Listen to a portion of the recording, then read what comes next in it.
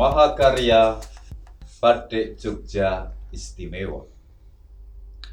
Selaksa sastra bisa bercerita dengan 1000 makna dan bahasa.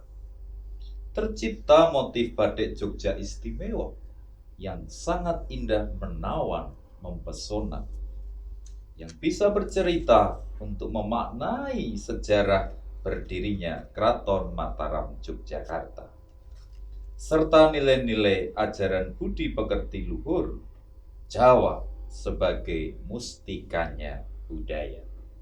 Salam Jogja istimewa untuk Indonesia Jaya.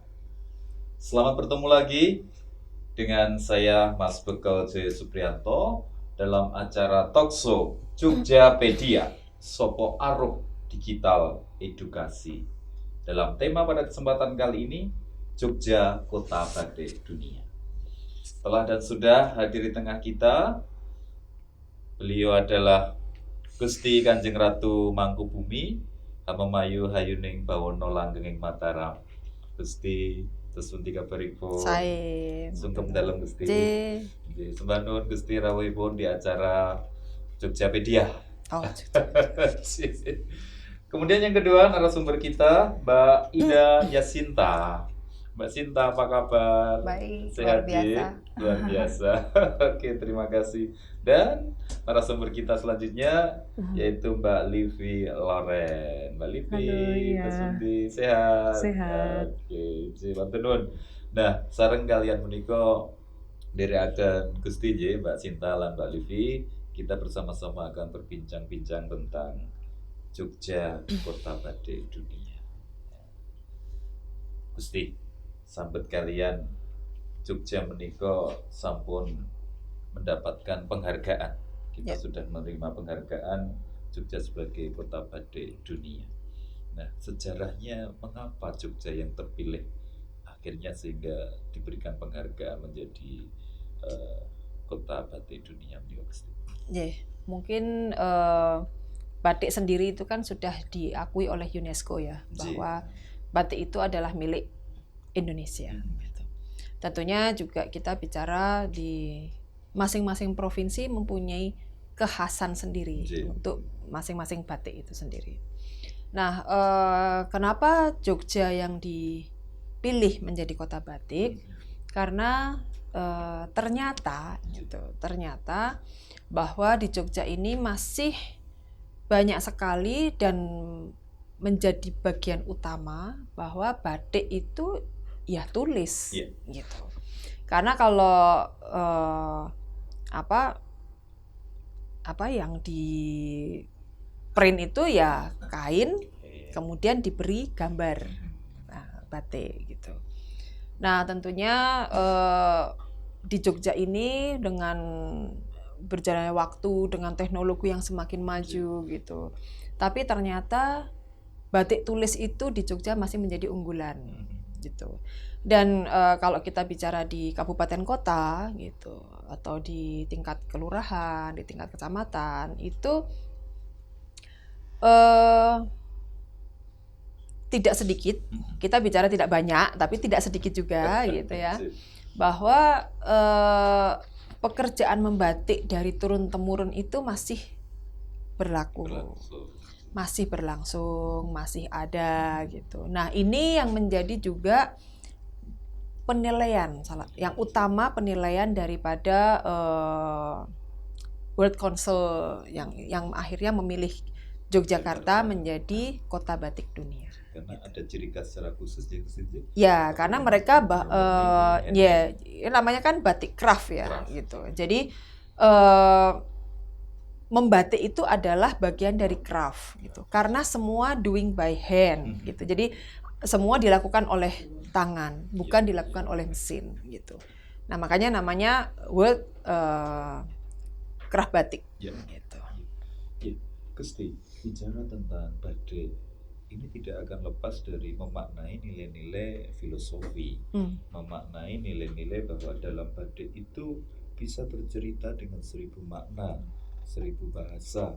Karena dalam batik tentunya orang yang akan membatik, kemudian desain yang akan dibatik, itu di sana sudah punya inspirasi, maksud dan tujuan. Ya. Pesan yang akan disiratkan dan akan disampaikan, tetapi dalam dunia batik. Ya. Nah, menapa menika yang menjadi salah satu unggulan bahwa di Yogyakarta itu terkenal dengan batik tulis dan penuh dengan makna filosofi, Gusti?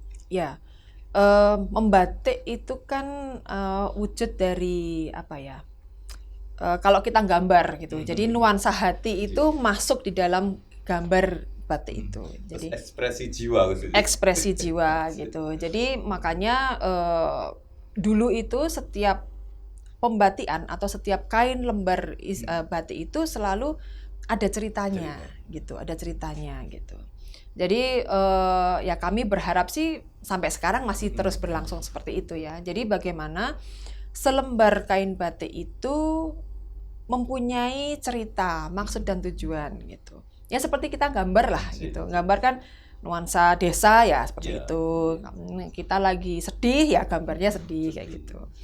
Nah, dulu itu juga eyang-eyang itu kalau eventnya tergantung ya. Jadi kalau kita menghadap yang lebih tua gitu juga kainnya tentunya juga ada yang seperti apa gitu ya.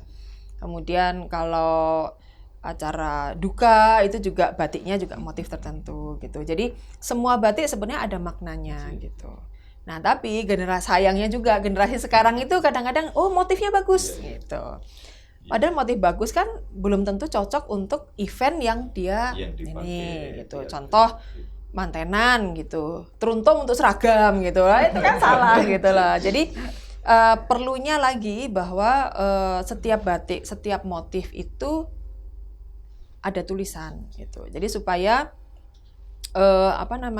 yang memakai itu juga mengerti pemaknaannya apa, maknanya, tepatnya dipakai untuk acara apa. Iya, iya betul. Dan lajeng Gusti, kalau bicara bahwa batik itu punya makna, ada filosofi, pesan yang tersirat di sana. Nah, akhirnya itu bisa menjadi satu wujud bahwa begitu kayanya budaya yang dibungkus dalam wujud tontonan, tuntunan dan tatanan dalam selembar kain batik, Gusti. Betul. Nah, akhirnya kan Mbak Yasinta, Mbak Livi, kita tahu bersama Gusti menika kan lantai Panggraito. Jadi penerawangannya itu jauh ke depan ke sana. Sampai-sampai beliau menciptakan mahakarya batik Jogja Istimewa.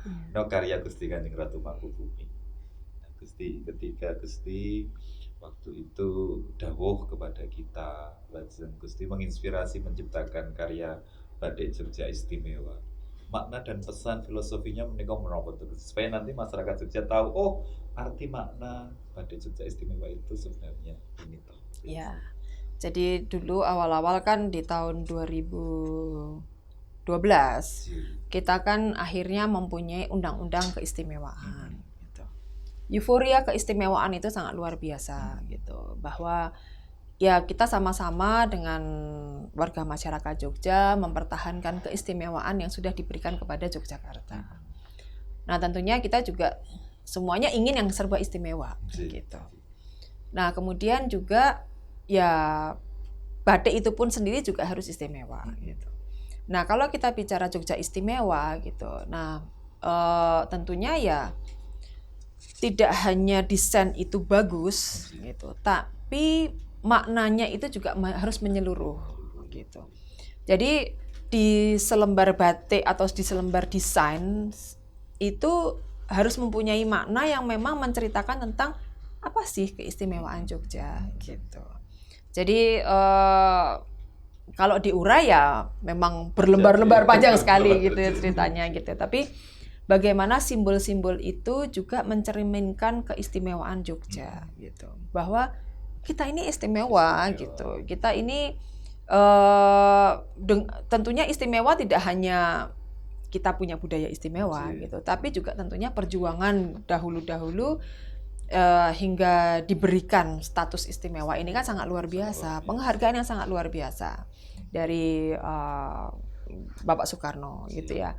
Nah, ini tentunya ya kita junjung gitu, kemudian kita lestarikan gitu, karena PR kita bersama sampai kapanpun gitu, bahwa simbol-simbol, kemudian filosofi di dalamnya, makna di dalamnya itu juga ya itulah keistimewaan Jogja. Gitu.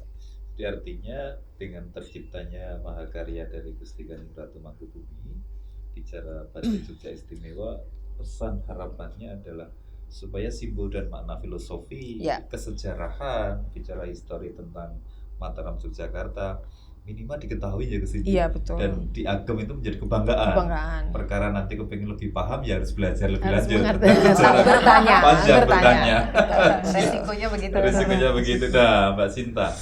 Mbak Sinta beliau kan akhirnya terinspirasi dari Gusti ketika Gusti telah menciptakan mahakarya batik Jogja Istimewa. Akhirnya Mbak Sinta juga punya sebuah wawasan dan visi untuk ikut mencoba menerjemahkan, memaknai batik, bisa bercerita tentang memaknai sejarah ataupun tentang biografi seseorang. Nah, ini ceritanya kan Mbak Yasinta juga menciptakan batik Habibie bersama Gusti juga, luar biasa. Itu karyanya Gusti, saya yang gambarin. Kolaborasi. Iya. Nah, prosesnya ketika menciptakan batik Habibie itu seperti Mbak Yasinta. Kalau sebenarnya kan begini, orang mengenal batik itu sebagai selembar kain, jadi kain batik gitu. Padahal sebenarnya UNESCO atau PBB itu memberikan penghargaan kepada Indonesia batik sebagai budaya, ya, budaya kemanusiaan, budaya lisan, budaya tak benda kepada Indonesia sebagai pemilik batik, bukan sebagai pemilik kain batik. Jadi bukan sebagai tekstil tapi sebagai budaya. Nah, itu yang kadang-kadang orang tidak paham mengenai selembar kain batik. Kalau kita lihat di situs UNESCO sendiri, itu sebenarnya itu dituliskan bahwa dunia itu mengakui bahwa dari selembar kain batik itu ada budaya simbolik yang diturunkan dari dulu sampai sekarang, bahkan dari lahir sampai meninggal, orang itu menggunakan batik sebagai budaya, dan itu semua ada di Jogja sebenarnya sebagai kota istimewa ya, karena dari lahir orang pakai kain gendongan, kemudian ketika meninggal juga dia ditutupi dengan kain batik. Nah, itu yang sebenarnya orang tidak mengerti. Ketika saya berdiskusi dengan Gusti Mangku, ada beberapa motif batik itu kan yang dulunya tidak boleh dipakai atau tidak boleh keluar dari keraton. Ada beberapa pakem, misalnya parang juga tidak boleh keluar dari keraton. Tetapi sekarang semua orang memakai batik, sehingga ada beberapa hal yang hilang dari makna-makna tersebut.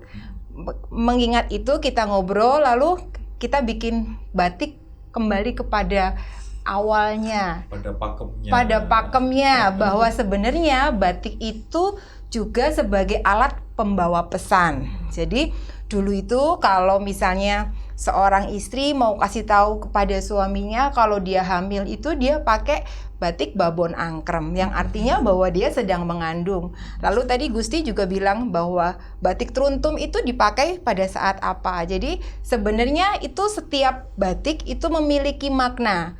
Nah, berawal dari situ Gusti, lalu waktu itu Eyang Habibie pas ulang tahun ke-80, Gusti Mangku pengen kasih kado. Lah, kado yang paling baik memang sebenarnya hanya sebuah karya kan.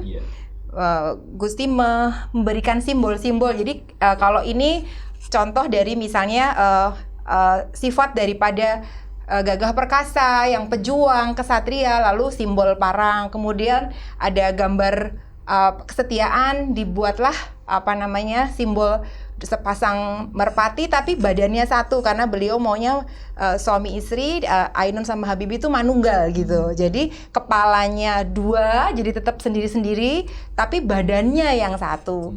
Kita bikin motif yang bisa dibuat sendiri dan motif-motif pakem yang boleh keluar dari keraton gitu. Jadi intinya waktu itu dawuhnya Gusti Mbak Yasinta mencoba menginspirasi sejarah dari Eyang Habibie sendiri, tapi dikolaborasi dalam selembar kain batik, tentunya dengan berbagai macam motif batik yang ada. Betul. Sehingga menjadi satu karya yang itu indah ya Mbak. Ya, mengembalikan batik kepada maknanya bahwa batik itu juga pembawa pesan gitu, pembawa pesan.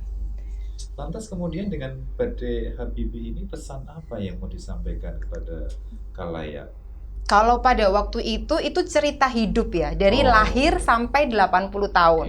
Jadi kebetulan pada waktu itu juga dirayakan dengan sebuah film Habibie. Jadi pada waktu itu ya kita turutlah bersama-sama memberikan cerita itu ke dalam sebuah film, juga ke dalam selembar kain batik.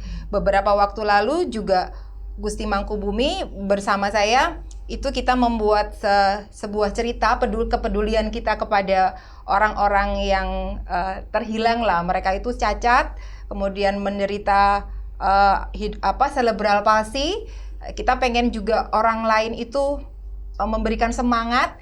Kita bikin batik cerebral palsy gitu, yang tujuannya adalah untuk kasih tahu gitu loh, bahwa mereka aja yang mempunyai keterbatasan sangat banyak itu tetap punya semangat. Nah, kita bawa dalam selembar kain batik supaya orang bisa lihat, oh batik itu nggak cuma tekstil, batik itu adalah pembawa pesan.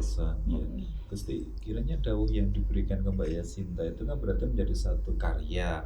Ketika tangible-nya terlihat memang kasat mata indah, tapi ternyata intangible-nya ada sebuah pesan makna yang memang di dalamnya penuh dengan syarat cerita, Gusti. Iya, betul ya. Memang kembali lagi bahwa dalam satu kain batik yang ditulis itu memang ya kembali lagi bahwa itu adalah kain yang bercerita dan penuh makna. Oke. Nah, sekarang ini tukang siarnya dengan suara yang lembutnya ini. Gerakan cinta batik. Iya. Mbak Livi punya gerakan cinta batik sebagai mahakarya Indonesia. Apa itu Mbak Livi? Ya, awalnya sih sebetulnya dari saya kan kuliah di bidangnya seni dan seni rupa dan seni pertunjukan. Nah, banyak dapat tentang teori batik, tentang sejarah batik, mata kuliah yang tentang batik itu waktu pembahasan tentang seni rupa. Lalu lebih dalam lagi ketemu sama teman-teman yang akhirnya kita punya bisnis batik seperti itu. Tapi setelah kita jalan bisnis batik itu, lama-lama saya sadar sendiri ternyata kalau batik itu tidak sekedar barang dagangan aja gitu. Ternyata apalagi saya yang asli Jogja. Tadi Gusti Mangku sudah bilang Jogja ini kan kota batik dunia ya. Kak Sinta tadi juga sudah menjelaskan bahwa ternyata batik itu adalah bukan hanya kain yang indah ya. Lalu saya juga sama teman-teman itu sadar ini kita harus berbuat apa ya buat ikut melestarikan gitu ya kota Jogja sebagai kota batik dunia itu. Akhirnya bikin itu gerakan itu. Yang mana sebetulnya gerakan itu adalah sebuah usaha gitu ya untuk mengajak masyarakat itu mencintai batik gitu. Tapi nggak hanya cuma berhenti di cinta sama batiknya aja, tetapi bukan hanya cinta terhadap kain atau batik itu saja, tetapi juga membawa kita pada cinta bangsa. Ini juga cinta kota kita Yogyakarta gitu, dan cinta-cinta yang lain ya. Maksudnya ada batik itu sebetulnya adalah sebuah filosofi itu sendiri yang kita harus jaga dan lestarikan gitu. Oke, baik. Lantas terus kemudian kegiatan gerakan cinta batik sebagai mahakarya Indonesia ini apa saja yang sekarang dilakukan oleh Mbak Livi? Ya, tadi saya jadi ingat ini batik Jogja Istimewa ya. Jadi itu salah satu kegiatannya kita mendukung GCBMI atau Gerakan Cinta Batik sebagai Mahakarya Indonesia ini mendukung batik Jogja Istimewa itu untuk saat itu diluncurkan ya setahun yang lalu. Tepat ini bulan Februari ini kita rayakan 1 tahunnya diluncurkannya itu batik itu. Tapi sebetulnya tidak hanya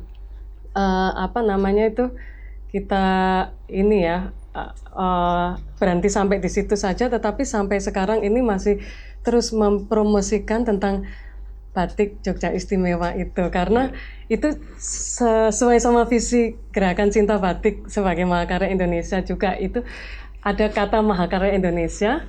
Ini benar-benar Mahakarya Indonesia yang meluncur dari Gusti Mangku bersama teman-teman pembatik juga yang hadir dari Jogja untuk Indonesia, dan ini benar-benar mahakarya karena dibuat dengan tulis itu tadi dan bermakna supaya kita ini mencintai lebih lagi akan kota kita Yogyakarta. Jadi di situ tuh ada simbol, ada golong gilik juga ada di situ tentang garis imajiner di situ.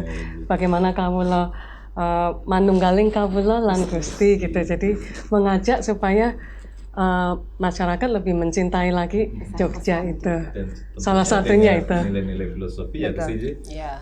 Jadi dalam Batik Jogja Istimewa itu di sana terlukiskan, tergambarkan tentang memaknai sejarah.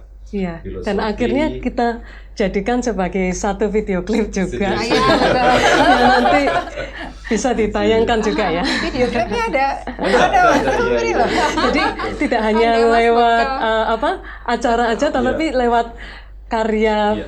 video klip juga dan lagu musik juga. Oke, terima kasih Mbak Gusti. Menika dawuhnya Gusti sampai dengan kita suni berso, ketika telah dan sudah menciptakan mahakarya, batik bisa bermakna dan berbicara dengan 1000 bahasa. Dan juga tersirat makna filosofi yang terjaga menjadi satu nilai jati diri. Yogyakarta dengan sangkan parantumati, manunggaling kawula Gusti, amamayu hayuning kawono. Terlukiskan dalam Batik Jogja Istimewa. Sampika nyuwun dawuh Gusti, cara kita mempertahankan nilai-nilai kearifan lokal yang ada, dan bagaimana tetap kita menjaga nilai penghargaan yang telah diberikan dunia supaya jangan sampai dicabut dari Yogyakarta. Menika dawuhnya Gusti tersundi Gusti. Ya, yang pertama bahwa UNESCO sudah mengapresiasi batik kita, bahwa batik adalah milik Indonesia. Kemudian yang kedua, Jogja sudah menjadi City of Batik. Ya, batik. Kemudian yang ketiga, ya tugas kita untuk melestarikan itu. Gitu. Yang keempat, pahami makna batik itu sendiri. Gitu. Tidak hanya sekedar mengagumi motifnya, tapi mengerti makna dan arti daripada setiap motif yang ada. Nah, kalau sudah bisa mengetahui itu, ya tentunya harapannya adalah bagaimana anak-anak muda itu mengapresiasi batik dan menghargai batik itu pasti akan berbeda jika mengetahui kedalamannya. Luar biasa Subhana Gusti. Yeay. Mbak Sinta, ketika telah dan sudah derekkan Gusti, ini pendereknya juga kena auranya Gusti, cantiknya semua jadi luar biasa ini. Ini kemudian ke depan akan mewujudkan karya-karya apa lagi ini bersama dengan Gusti nanti setelah Jogja Istimewa, kemudian Batik Habibie, menurut Mbak Sinta? Kalau cerita itu kan sebenarnya tidak pernah ada habisnya ya. Pesan itu juga tidak pernah ada habisnya, dan memang dunia seni sendiri itu sesuatu hal yang unik di mana orang bisa berkreasi dengan lebih personal begitu. Jadi kalau sebenarnya karya batik yang terdekat sendiri, Gusti kemarin menginginkan, karena banyak sekali juga beberapa orang penderita lupus di kota Jogja, terus Gusti memberikan beberapa simbol-simbol. Jadi kira-kira ada pesan lah, orang peduli juga terhadap sesama, ada yang kena sakit lupus. Jadi pesan lalu sosial pun bisa tersirat. Betul. Iya.